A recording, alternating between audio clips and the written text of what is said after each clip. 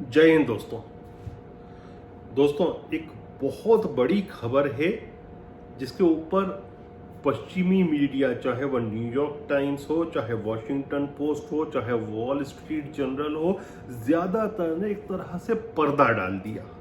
वो उसको छुपाने की कोशिश की क्योंकि इनको शर्मिंदगी महसूस होती। यदि यही चीज़ किसी और देश के साथ होती तो उसके ऊपर बिल्कुल ये चिल्ला चिल्ला के कहते।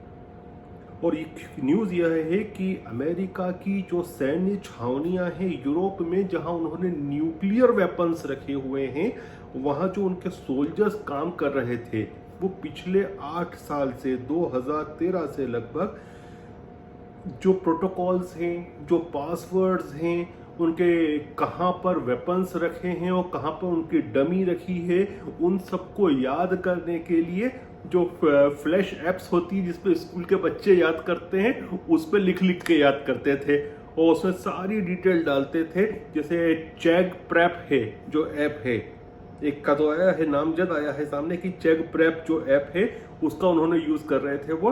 और उसमें क्या थे कि ये जो ऐप्स होती हैं, स्कूल के छोटे बच्चे जो होते हैं यूजुअली वो अपने होमवर्क को याद करने के लिए उपयोग करते हैं और इसका डाटा जो होता है वो ऑनलाइन होता है। उसमें कोई कंप्यूटर साइंस नहीं चाहिए, वो गूगल पे भी ऑनलाइन हो जाता है, मिल जाता है। तो पिछले 8 वर्षों से जो सैन्य छावनियां हैं जहां न्यूक्लियर आर्सेनल रखा है, उसके जो कर्मचारी थे, आप ये सोचिए कि क्या लेवल होगा उनका कि वो सब प्रोटोकॉल्स और पासवर्ड्स और सबको याद करने के लिए वो बच्चों की, स्कूली बच्चों की जो फ्लैश एप्स होती है उसका उपयोग कर रहे थे। और 8 साल से ये चीजें जो थी वह इंटरनेट पर थी। तो आप ये सोच सकते हैं कि जो अमेरिका के प्रतिद्वंदी देश हैं, डेफिनेटली उनकी जो संस्थाएं थी वो उसके मजे भी ले रही होंगी, उससे लाभ भी उठा रही होंगी, उससे उनको बैठे बैठे का बिना कुछ किए पूरा इंटेलिजेंस भी मिल रहा होगा। लेकिन आप देखिए कि जो अखबार जो हैं किस प्रकार से अमेरिका की शर्मिंदगी नहीं हो इसलिए उसको ढांक रहे हैं। हालांकि वॉइस ऑफ अमेरिका जो खुद अमेरिकी सरकार द्वारा चलाए जाने वाला मीडिया समूह है, उसने इस बात को कहा है, माना है कि ये हुआ है। और ब्रिटेन का जो अखबार है डेली मेल ने तो बहुत विस्तार से इसके ऊपर लिखा है और दिखाया है, फोटोग्राफ्स दिखाए हैं, बहुत कुछ किया है। फिर डाउची वैली ने भी उस पर लिखा है और उसके विषय में बताया है। फिर आप उसको जब ढूंढना शुरू करेंगे ना, आप नेट पर सर्फ करें इसको, आप गूगल करें, गूगल में न्यूज़ में जाएंगे तो आपको 2-3 जो बड़े मीडिया घराने हैं जिन्होंने इसको एक्सपोज किया है, मुझे अच्छा लगा देखकर कि उसमें आज तक भी है, क्योंकि ज़्यादा ने उसको तो छुपाया है लेकिन भारत के मीडिया समूह आज तक ने भी उसको एक्सपोज करने का काम किया है कि ये सब क्या हुआ है। और आप सोचिए कि इनकॉम्पिटेंस कितना होगा अमेरिका में आज के समय कि इतने महत्वपूर्ण जो उनकी सैन्य छावनियां हैं जहां पर न्यूक्लियर वेपन रखते हैं, वहां पे इतने इनकॉम्पिटेंट लोग थे कि उनको याद करने के लिए पासवर्ड और जो प्रोटोकॉल से इन सब चीजों को याद रखने के लिए उनको स्कूली बच्चों की तरह फ्लैश एप्स का यूज करना पड़े। और देखिए इसमें क्या क्या एक्सपोज किया है इन्होंने। आप ये देखिए कि जो ये फ्लैश एप्स थी उसमें इन्होंने डिटेल्स जो डाली हैं उसमें पासवर्ड्स हैं, सिक्योरिटी की जो डिटेल्स हैं वह हैं, प्रोसीजर्स हैं, जो सिक्योरिटी कैमरा की डिटेल्स हैं, जो ड्यूरेस साइंस सिग्नल वर्ड्स का यूज होता है वह भी उसके अंदर डाल दिए। कौन से जो उनका आर्सेनल रखने की जगह है वहां पर डमी रखी है और किसमें ओरिजिनल बॉम्ब रखा है, न्यूक्लियर वेपन रखा है, वह भी डाल दिया है। और यदि कुछ चीज की कमी थी तो एक और चीज, एक ब्रिटिश वेबसाइट है और ये इन्वेस्टिगेटिव जर्नलिज्म करती है, इसका नाम है बेलिंगकैट। तो एक चीज और लिख रही है कि वो लिखती है कि अमेरिकन सोल्जर ने, किसी ने जो वहां पर नौकरी कर रहा होगा, वॉल्केक एयरबेस है जो नीदरलैंड्स में, उसने एक सोल्जर्स की पिक्चर डाली 2013 में फेसबुक पर और उसके अंदर न्यूक्लियर वॉरहेड भी लिखा हुआ है फेसबुक की पिक्चर पर। हालांकि जब डच डिफेंस मिनिस्ट्री से उन्होंने बात की इस विषय पर तो वो कहते हैं कि जो पिक्चर थे वह इंसर्ट की गई है और पहली बात तो ये फोटोग्राफ उनको लेना ही नहीं था, पब्लिश करना तो बहुत दूर की बात है। बिल्कुल सही कहा, इस प्रकार के फोटोग्राफ्स लेने ही नहीं चाहिए थे। और दूसरी बात आप समझिए ना कि इससे अमेरिका को और उसके अलाइज जो नेटो में हैं उनकी सिक्योरिटी को कितना रिस्क है।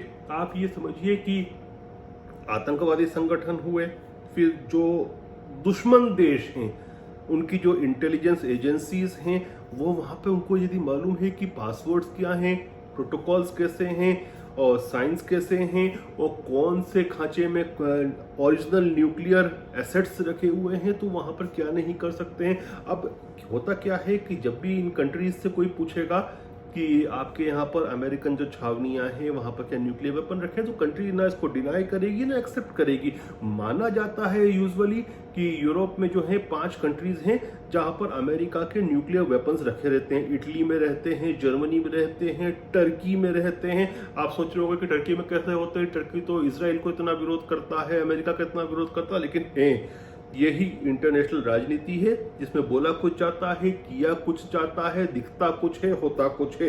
बेल्जियम में माना जाता है रखे जाते हैं, नीदरलैंड्स में रखे जाते हैं। तो आप ये सोचिए कि अब जो जनता है उन देशों की, जिनके विषय में लोकेशंस भी आई हैं कि कहाँ पर रखे हैं और क्या क्या है, न्यूक्लियर वेपन के फोटोज भी सामने आए हैं, ओरिजिनल वेपन्स और जो डमीज हैं उनके भी फोटो सामने आए हैं। तो डेफिनेटली उनमें भी चिंतन होगा, उनमें भी बहस होगी कि क्यों रखा जाए, क्योंकि ऐसी स्थिति में तो आप ये देखिए कि दुश्मन देश हुए या आतंकवादी हुए, उनको टारगेट करने के लिए कुछ भी कर सकते हैं। और यदि एक कुछ अनहोनी घटना होती है तो वो छोटे छोटे देश हैं, उन देश में रहने वाले लोगों के साथ क्या नहीं हो सकता है। तो डेफिनेटली इससे ये डिबेट भी उठ सकता है कि क्या ये वेपन्स उनके देश में रखे जाना चाहिए या नहीं रखे जाना चाहिए, क्योंकि बहुत छोटे देश है। अब नीदरलैंड्स तो कैसा है, आप सोचिए कि यदि वहां पर कुछ हो जाए तो वो कितनी बड़ी चीज हो जाएगी वहां के लिए। तो मुझे लगता है कि इसलिए भी शायद जो बड़े मीडिया पब्लिशिंग हाउसेज हैं, विशेषकर यूनाइटेड स्टेट्स के, वे इस चीज को ठंडा करना चाहते हैं, एक्सपोज नहीं हो, शायद ये चाहते हैं इस विषय पे। इसीलिए हमको कोई इतनी प्रतिक्रिया मीडिया में नहीं दिख रही है। मैं अब आपको बताना चाहूंगा कि जो जो फोटोज वगैरह और जो लीक्स हुए हैं वो किस प्रकार के हैं। देखिए कंप्यूटर में दिखा रहा हूं आपको, ये सिक्योरिटी कैमरास की लोकेशन और ड्यूरेस सिग्नल वर्ड्स जो यूज करते हैं सोल्जर्स, उनके विषय में यही चेक प्रेप पे है, जो ऐप है फ्लैश कार्ड। मैंने इसको देखने की कोशिश करी, मुझे मिल गई थी, iOS पे तो मिल गई थी, हो सकता है कि यदि आप एंड्रॉयड देखेंगे तो उसमें भी मिल जाएगी। ये देखिए, ये चेक प्रेप पर ये रहा। फिर